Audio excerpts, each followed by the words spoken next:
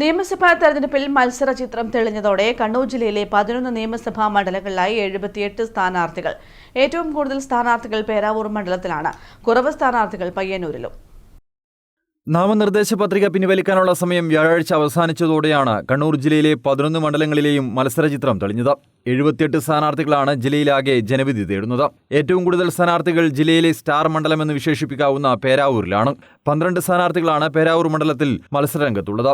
KPCC president advocate Sunny ജോസഫും CPM കേന്ദ്ര committee അംഗം KK ശൈലജയും നേർക്കുനേർ ഏറ്റുമുട്ടുന്ന മണ്ഡലത്തിൽ ഇരുവർക്കും 2 വീതം അപരന്മാരുമുണ്ട്.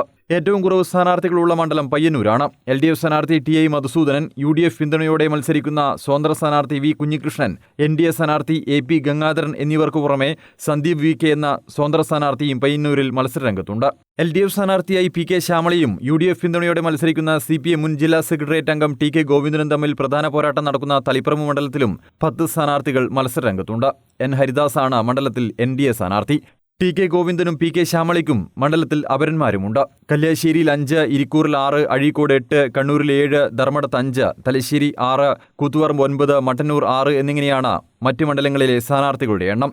ധർമ്മടത്ത് LDF സ്ഥാനാർത്ഥിയായ പിണറായി വിജയൻ, കണ്ണൂരിൽ LDF സ്ഥാനാർത്ഥി കടന്നപ്പള്ളി രാമചന്ദ്രൻ, UDF സ്ഥാനാർത്ഥി TO മോഹനൻ, തലശ്ശേരിയിൽ LDF സ്ഥാനാർത്ഥി കാരായി രാജൻ, UDF സ്ഥാനാർത്ഥി KP സാജു, കൂത്തുപറമ്പിൽ UDF സ്ഥാനാർത്ഥി ജയന്തി രാജൻ, LDF സ്ഥാനാർത്ഥി PK പ്രവീൺ, മട്ടന്നൂരിൽ LDF സ്ഥാനാർത്ഥി VK സനോജ, UDF സ്ഥാനാർത്ഥി ചന്ദ്രൻ തില്ലങ്കേരി, അഴീക്കോട് LDF സ്ഥാനാർത്ഥി KV സുമേഷ്, UDF സ്ഥാനാർത്ഥി കരീം ചേലേരി, ഇരിക്കൂറിൽ LDF സ്ഥാനാർത്ഥി മാത്യു കുന്നപ്പള്ളി, കല്യാശ്ശേരിയിൽ UDF സ്ഥാനാർത്ഥി രാജീവൻ കപ്പച്ചിരി എന്നിവർക്കും അപരന്മാരുണ്ട്.